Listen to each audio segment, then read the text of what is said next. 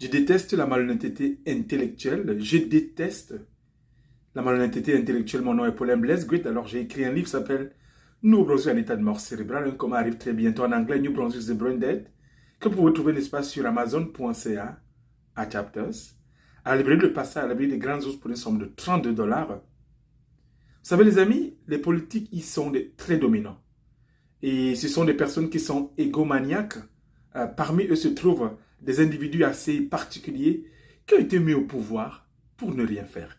Certains sont des égoïstes, malhonnêtes et même des égotistes, n'est-ce pas, qui aiment nous dire de les voter quand le moment arrive. Mais en retour, ils ne nous donnent absolument rien, n'est-ce pas? Pourtant, on sait très bien que la vie, c'est du donnant-donnant, même dans le domaine du business.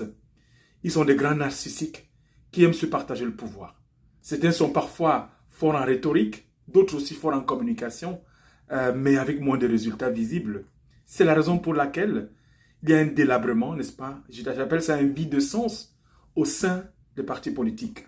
Le cas échéant, vous avez vu, il y a cela quelques heures, c'était juste hier, n'est-ce pas? Le premier ministre du Nouveau-Brunswick a fait un remaniement ministériel. Et ça ne change rien. Ça ne change rien par rapport à notre pouvoir d'achat. Ça ne change rien par rapport à l'inflation. Ça ne change rien par rapport à la hausse, n'est-ce pas, du carburant. Ça ne change absolument rien. Ce n'est pas ce qui nous intéresse. Ce n'est pas les crises qui existent, n'est-ce pas, entre les conservateurs de la droite et les conservateurs de la gauche. Ce n'est pas ça qui nous intéresse. Ce qui intéresse les gens, je vais vous rappeler, monsieur et madame les élites, c'est que les gens ne savent pas comment mettre le carburant dans leur voiture pour aller travailler. Les gens vivent moins. Les gens ne peuvent pas aller en vacances. Les gens ne peuvent rien acheter. Ils ne peuvent pas offrir des cadeaux. Certains anniversaires même ont été repoussés. Des mariages ont été repoussés. Alors beaucoup ont perdu leur maison et ils ne savent pas où habiter. Il y a des files d'attente de personnes qui veulent juste avoir un bout de pain, n'est-ce pas? Auprès, n'est-ce pas, des food banks pour pouvoir survivre. Et cette crise, comme je l'ai dit, n'est-ce pas, par rapport à ma vidéo précédente, j'ai dit, elle va perdurer. Elle n'est pas encore finie.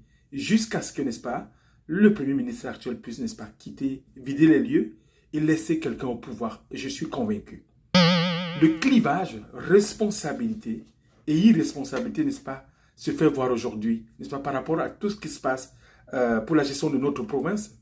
Le problème aujourd'hui, c'est le Nouveau-Brunswick. Si seuls ceux qui avaient gouverné cette province depuis très longtemps, plus de 50 ans, avaient réformé l'éducation, le plein emploi, le pouvoir d'achat, un vrai dialogue social avait eu lieu, et qu'en plus, le Nouveau-Brunswick d'en haut et d'en bas se croisent et qu'on montre comment c'est difficile aujourd'hui de vivre avec le SMIC, je pense que beaucoup de choses, n'est-ce pas, allaient changer jusqu'à date. Mais écoutez, nous ne serons pas en train, n'est-ce pas, de chercher tous ces boucs émissaires pour les problèmes qui sont les nôtres. Comme j'ai dit tantôt, le plein emploi, le pouvoir d'achat, l'inflation, la réforme de l'éducation, la hausse des prix du carburant, et en plus, n'est-ce pas, la réindustrialisation de notre province, nous ne serons pas là. Le pouvoir qui est en place, qu'est-ce qu'il fait? Il prescrit, n'est-ce pas, son ordonnance depuis le sommet et croit que la prescription sera acceptée par tout le monde. Et ce qui est impossible. Ce qui est impossible. Parce que ce pouvoir nous regarde d'en haut. Ce n'est pas possible. Parce que si vous nous traitez bien, n'est-ce pas, les gens aussi vont vous traiter bien. Mais si vous ne nous traitez pas bien, les gens ne peuvent pas vous traiter bien. Comment vous attendez, n'est-ce pas, quelque chose en retour, sachant que nous voulons vous voir, n'est-ce pas, voter une loi anti-inflation pour que monsieur, madame, tout le monde vive. Mais je vais faire une confidence. Dans les années 1941, en décembre 1941, en 3 ans et demi, n'est-ce pas, de guerre sur le président Roosevelt, cet Américain que nous connaissons tous, l'impôt sur le revenu avait multiplié de 20 fois. Et l'impôt sur les sociétés avait multiplié de 16 fois. Alors pour nous, qui ne sommes pas en guerre, comment on fait pour changer notre fiscalité, pour affronter le pouvoir d'achat et le plein emploi? Alors je vais reposer ma question. Comment on peut faire pour changer notre fiscalité, pour affronter le pouvoir d'achat et le plein emploi, quand on sait très bien que Roosevelt, l'ancien président américain, était en guerre en décembre 1941. Mais pendant ces 3 ans de guerre, n'est-ce pas, l'impôt sur le revenu avait été multiplié par 20. Et l'impôt sur la société par 16. Et chez nous, nous ne sommes pas en guerre. Sinon, ce qu'on a maintenant sont des bis-bis, n'est-ce pas, de leadership pour des gens qui sont au pouvoir. Comment on fait pour changer notre fiscalité pour affronter le pouvoir d'achat et le plein emploi. Les amis, quand la démocratie devient le pouvoir sans le peuple et contre le peuple, ça ne tient pas longtemps. Parce que les dirigeants dirigent sans le peuple et contre le peuple. Ils prennent une direction qui ne souhaite pas, n'est-ce pas, la province. Sachez que vous êtes un tigre de papier. Un jour, la démocratie reprendra la main et elle gagnera toujours. Est-ce que vous mesurez le mal que vous faites aux citoyens de la province et à la démocratie? Vous continuez, n'est-ce pas, à refuser de voter une loi anti-inflation afin de soulager ces milliers de gens qui n'arrivent plus à survivre depuis très longtemps. Tout ça parce que vous n'êtes pas en lien avec les gens. Moi, les petites gens m'intéressent. Ils sont aussi importants que les riches. Ce gouvernement ne comprend pas cette classe sociale.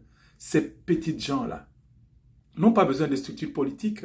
Et sachez qu'ils sont une grande force pour notre province. Ne les sous-estimez pas. Ils peuvent gagner, et j'avoue, ils gagneront un jour. Ils sont l'incarnation, n'est-ce pas, d'un ras-de-bol contre la pression fiscale, l'inflation, le pouvoir d'achat, le prix du carburant qui monte et qui monte, l'inflation que j'appelle le monstre, le panier d'épicerie qui n'arrête pas de monter. Ce gouvernement, même s'il a été remanié, est hors sol. Il ne comprend pas comment vivent les gens. Les citoyens ne font pas que se serrer la ceinture. Jusqu'à quand ça va continuer à durer? Écoutez les amis, c'est pourquoi je vous dis tout le temps, les résistants ne peuvent pas rester taiseux face à un monde qui va au désastre.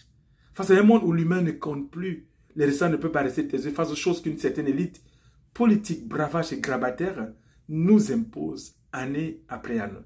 Sans qu'on ait un seul mot à dire, le peuple souffre de ne pas être suffisamment, n'est-ce pas, associé aux grandes décisions comme la gestion de Covid, le prix du carburant qui monte, l'inflation, le monstre qui génère de l'inflation, le pan d'épicerie. Les amis, allez sur Internet, cherchez une association des communautés des gens. Il y en a tellement beaucoup, n'est-ce pas, qui veulent le changement. Inscrivez-vous et soyez ce changement-là. Apportez votre pierre angulaire comme un pionnier du changement. Parce que tout ce qui nous arrive depuis plus de 50 ans, ce sont leurs actions. Tout ce qui nous arrive depuis plus de 50 ans, ce sont leurs actions. Soyez résolus de ne plus être les valets de ces systèmes, cette élite politique, et vous serez libres. Notre histoire doit basculer vers l'espoir, parce que la lumière est au bout du tunnel. C'est à nous de la rallumer. C'est à nous de conjuguer l'effort afin de relever notre province qui, depuis plus de 50 ans, n'est-ce pas, ne fonctionne pas. Ils ont fait le choix de le rétrécir, de le décourager. Nous avons besoin d'un vrai mouvement politique et responsable, n'est-ce pas? Nous avons besoin d'un nouveau mouvement politique et un nouveau mouvement qui est responsable. Parce que le leadership, le pouvoir et l'inspiration peuvent venir n'importe où.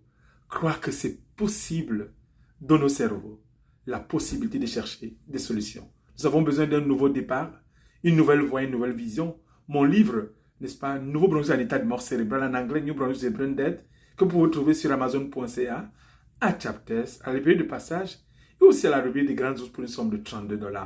Abonnez-vous et partagez, mettez un cœur, likez, j'aime pour toutes mes chaînes, YouTube, Facebook, Instagram, Twitter, LinkedIn et TikTok. Allez-y les amis, parce que les vrais résistants, n'est-ce pas, ne restent pas taiseux face au drame de l'humanité. Tout ce qui se passe maintenant dans notre province, cette crise politique, moi j'appelle ça, c'est juste pour nous détourner des vrais enjeux politiques que nous avons dans notre société, des vrais enjeux sociétaux qui sont là, comme l'inflation, le pouvoir d'achat, le plein emploi, la réindustrialisation de notre province, le panier d'épicerie qui monte et qui monte. Nous devons trouver et chercher des solutions ensemble parce que vous êtes capable.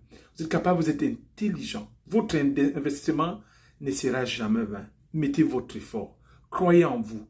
Faites bouger les lignes. Ensemble, nous voulons revoir, n'est-ce pas, notre province où, voilà, beaucoup de choses se mettent en marche grâce à vous parce que vous êtes capable. Alors, je vous souhaite une très belle semaine, un très long week-end qui arrive. N'oubliez pas, profitez-en. Il fait super beau dehors. Alors, à plus tard. Je vous dirai, n'est-ce pas, allez, ciao et à très bientôt. Merci. Bye.